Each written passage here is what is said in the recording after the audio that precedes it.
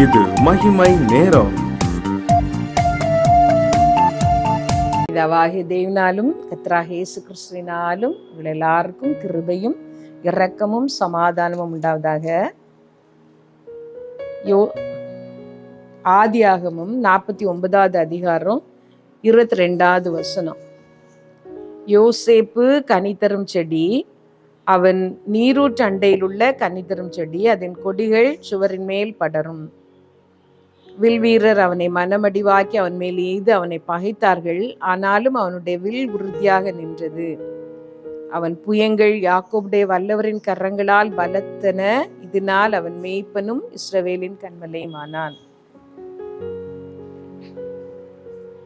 இன்னைக்கு நாம் தியானிக்க போகிற குடும்பம் யோசேப்பின் குடும்பம். யோசேப்பின் நிமித்தம் அவருடைய பெற்றோரும் அவருடைய சகோதரர்களும் ஆசீர்வதிக்கப்பட்டார்கள்.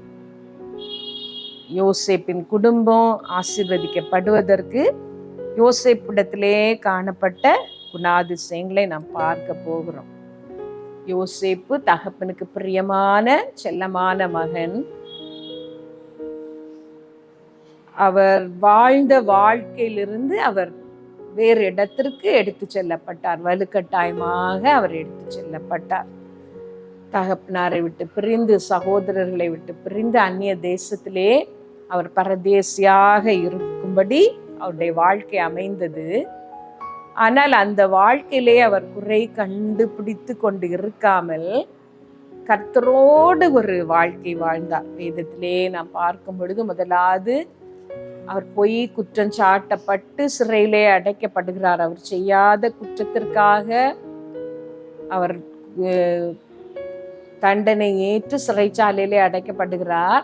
ஆனால் அந்த சிறைச்சாலையிலே யோசேப்பின் அனுபவத்தை நாம் பார்க்கும் பொழுது கர்த்தரோ யோசேப்போடே கூட இருந்து சிறைச்சாலைக்காரனுடைய தயவு அவனுக்கு கிடைக்கும்படி செய்தார் என்று பார்க்கிறோம்.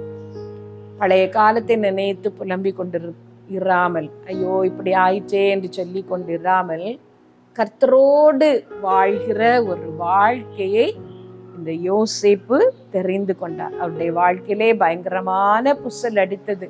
யாருமில்லாத அந்நிய தேசத்திலே அவர் பாடுகளை சகிக்க வேண்டியது வந்தது. சிறைச்சாலையிலே அடைப்பட வேண்டியது வந்தது. ஆனாலும் அவர் கர்த்தரோடு கூட இருந்தபடியால் அது எல்லாவற்றையும் மேற்கொண்டு அந்த அந்நிய தேசத்திலே ஒரு உயர்ந்த பதவியிலே வருகிற அளவிற்கு அவர் உயர்த்தப்பட்டார். அவர் ஆசீர்வதிக்கப்பட்டார். ஒரு உயர்ந்த குடும்பமாக எகிப்திலே அவருடைய குடும்பம் ஆசீர்வதிக்கப்பட்டது. கர்த்தர் அவருக்கு 2 குழந்தைகளை கொடுத்து அவருடைய குடும்ப வாழ்க்கை கர்த்தர் ஆசீர்வதித்தார். யோசேப்பின் மகனாகிய மனாசேன் பிள்ளைகளும் அவருடைய மடியிலே வளர்க்கப்பட்டார்கள் என்று சொல்லி வேதத்துல நாம் பார்க்கிறோம். வாலிப நாட்களிலே அவருடைய வாழ்க்கை கஷ்டமாக இருந்தது. வறுமையான ஒரு வாழ்க்கை போல இருந்தது. பாடுகளை அனுபவிக்கிற ஒரு வாழ்க்கை போல இருந்தது. ஆனால் அவருடைய முதிர் வயதிலே அவருடைய வாழ்க்கை ஆசீர்வாதமாக இருந்தது. பார்வோனுக்கு அடுத்த ஒரு ஸ்தானத்தை அவர் பெற்றுக்கொண்டார்.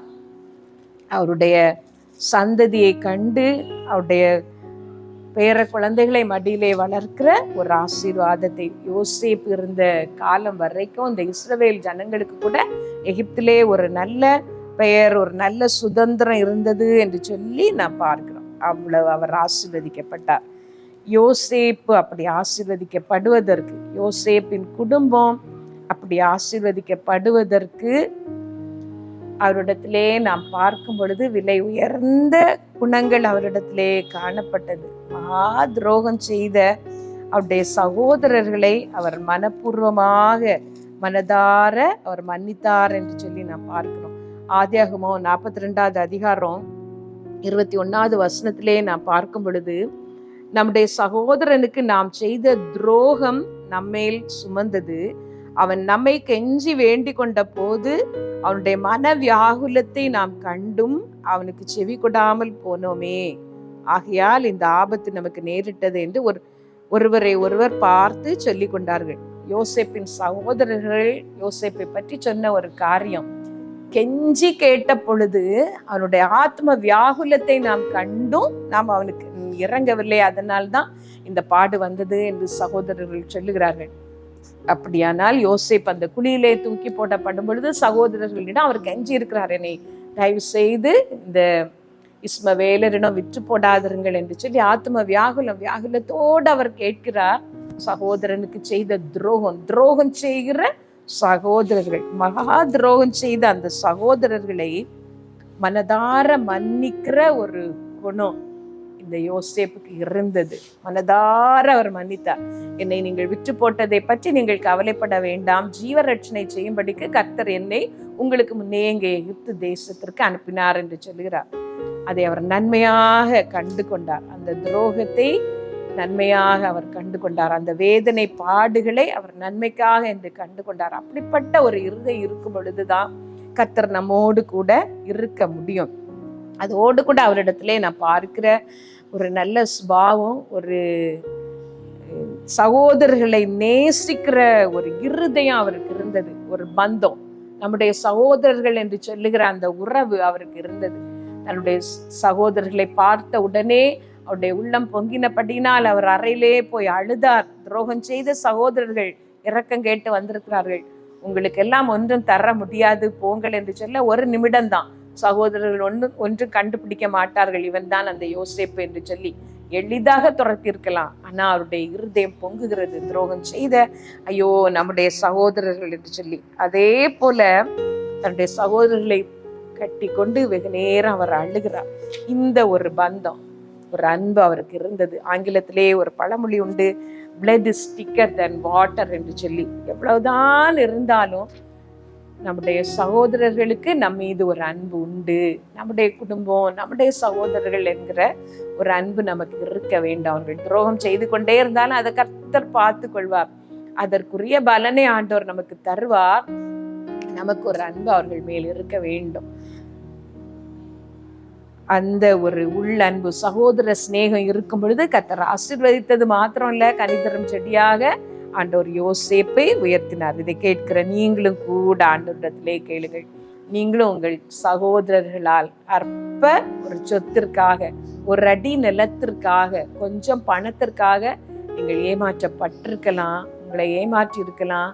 சகோதரன் என்று சொல்லுகிற அன்பே இல்லாமல் மிருகத்தனமாக கூட உங்களிடம் நடந்து கொண்டிருக்கலாம். கர்த்தர் நிமித்தம் நீங்கள் மன்னித்து விடுங்கள். உங்களுக்கு வேண்டியதெல்லாம் கர்த்தர் உங்களோடு கூட இருக்கிற ஒரு வாழ்க்கை.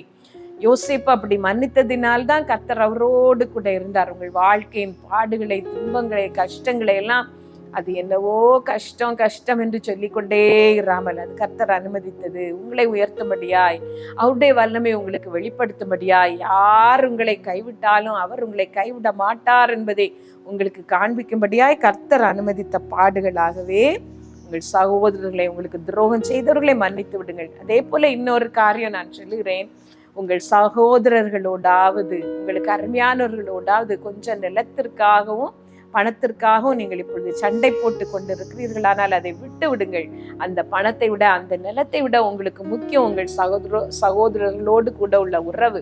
அதை நீங்கள் காத்து கொண்டீர்களானால் கர்த்தர் உங்களை ஆசீர்வதிப்பார். உங்களை ஆசீர்வதிக்க அவரால் கூட, உங்களை ஒன்றுமில்லாமல் போக பண்ணவும் அவரால் கூடும். ஆகவே அதை மன்னித்து ஆண்டவரிடத்திலே கேளுங்கள், ஆண்டவரே உம்மோடு கூட உள்ள ஒரு வாழ்க்கை எனக்கு வேண்டும் என்று கேளுங்கள். ஆண்டவருடைய சமூகத்திலே தாழ்த்தி, ஏசப்பா எனக்கு நீர் தான் முக்கியம், நீர் சொல்லி இருக்கிறீர், கண் கண்ட சகோதரனிடத்தில் அன்பு கூறாதவன் காணாத தேவனிடத்தில் அன்பு கூறுவது எப்படி என்று சொல்லி, நான் உண்மை நேசிக்கிறது உண்மையானால் எனக்கு மகா துரோகம் செய்கிற இந்த சகோதரனை, இந்த சகோதரியை மன்னிக்க எனக்கு உதவி செய்யும் என்று கேளுங்கள். நீங்கள் நல்ல தகப்பனே, சகோதர சிநேகம் உள்ளவர்களாக, மன்னிக்கிறவர்களாக வாழ எங்களுக்கு உதவி செய்யும். உடைய நாமத்தை எங்கள் மூலம் மகிமைப்படுத்தும். இயேசுவின் நாமத்துல ஜெபிக்கிறோம் பிதாவே, ஆமென்.